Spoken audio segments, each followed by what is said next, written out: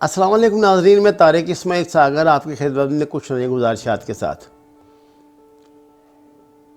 ناظرین، گزشتہ 5-6 روز سے پاکستان کی جتنا بھی میڈیا ہے، وہ سوشل میڈیا ہو، الیکٹرانک میڈیا ہو یا پرنٹ میڈیا ہو، ان کی زندگی موت کا مسئلہ ایک ہی ہے، وہ ہے میاں صاحب کی لندن روانگی۔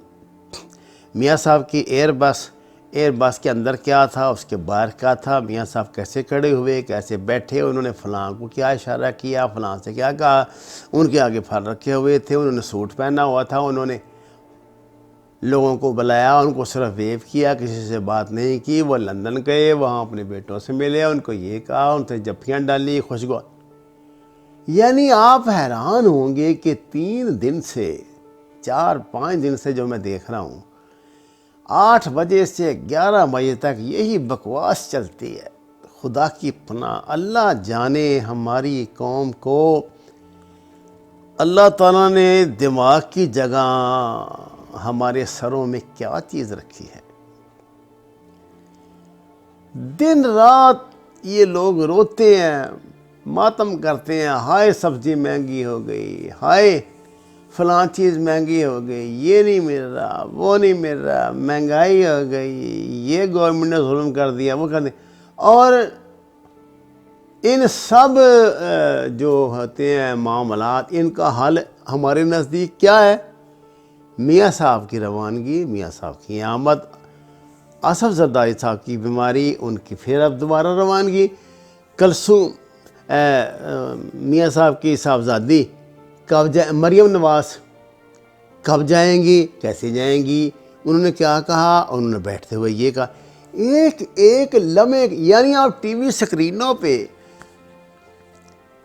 جو وہ لوگ جن پہ آپ کی حکومت کہتی ہے کرپشن کے الزامات ہیں، ان کو کرپشن میں قید کی سزا ہوئی، پاکستان کی عدلیہ نے دی، آپ زیادہ نہیں تو 4 گھنٹے تو روزانہ مسلسل ان کی ہی شکل دکھاتے ہیں ٹی وی پہ۔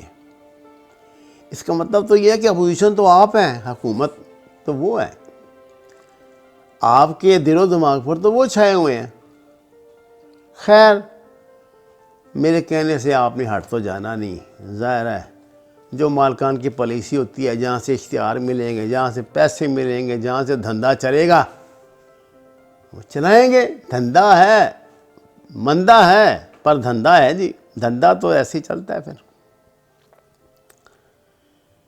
ان 4-5 روز میں کیا کسی نے ان بچوں کی لاشوں کا شمار کیا جنہیں اسرائیل نے چن چن کے مارا ہے؟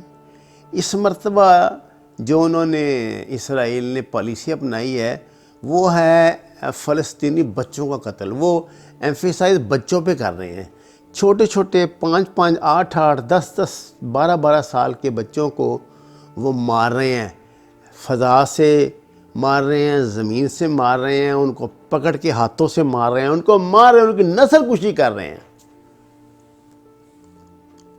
سورا آپ دیکھیں کتنے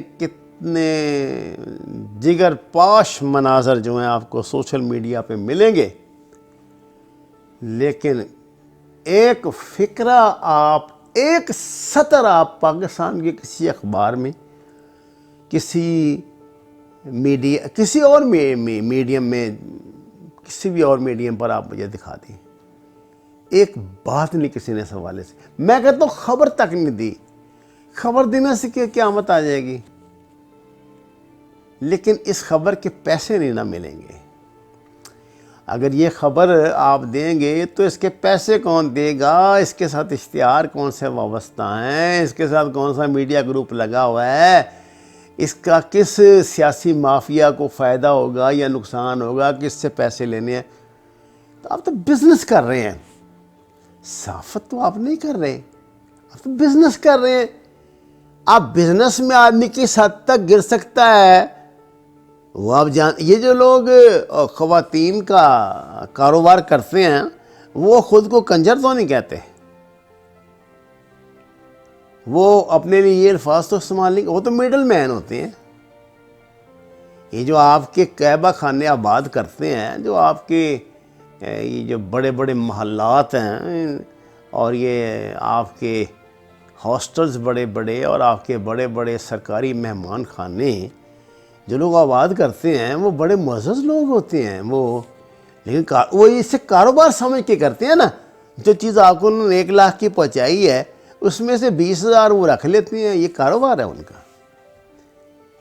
اسی طرح کا کاروبار آپ کر رہے ہیں، آپ اس میں مختلف کیا کر رہے ہیں؟ مجھے ذرا یہ تو آج بتا دیں۔ پیسے کما رہے ہیں نا، وہ بھی پیسے کما رہے ہیں، اور کیا کر رہے ہیں؟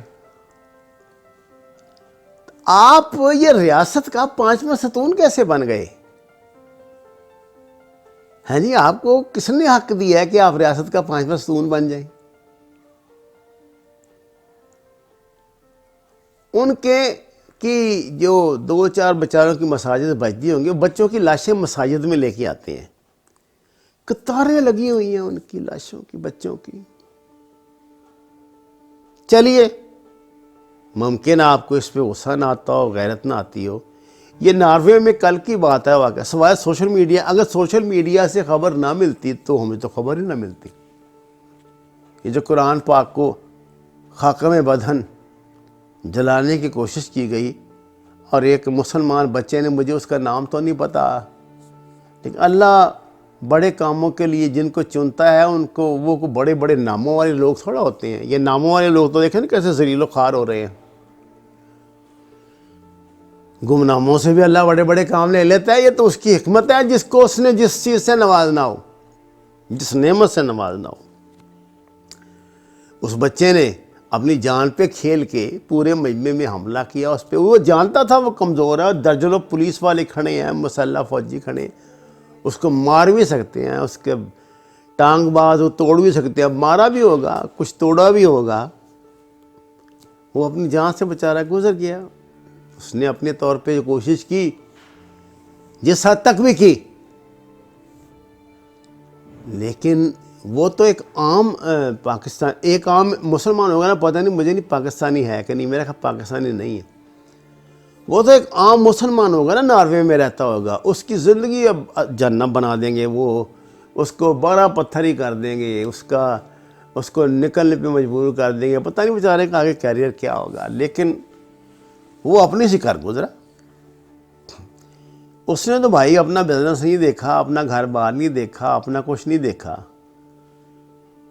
لیکن 56 مسلمان ممالک کے حکمران اپنا یہ سب کچھ دیکھتے ہیں، اس لیے وہ اس پہ بولتے بھی نہیں، اس پہ احتجاج پاکستان نے بھی نہیں کیا، ترکی نے بھی نہیں کیا، سعودی عرب نے بھی نہیں کیا، ایران نے بھی نہیں کیا۔ میں یہ سمجھتا ہوں کہ یہ ان کے لیے، اب میں اس نتیجے پہ پہنچا ہوں کہ جو باتیں ہمارے لیے بطور مسلمان ایک عام مسلمان کے لیے بہت بڑا مسئلہ ہوتی ہیں، وہ ہماری جو الیٹ کلاس ہے، جو رولنگ کلاس ہے پورے عالم اسلام، پورے مسلم ورلڈ کی، عالم اسلام کہنا تو زیادتی ہے، مسلم ورلڈ کہنا چاہیے، وہ ان کے لیے کوئی اہمیت نہیں رکھتی۔ اگر رکھتی تو وہ کرتے نا۔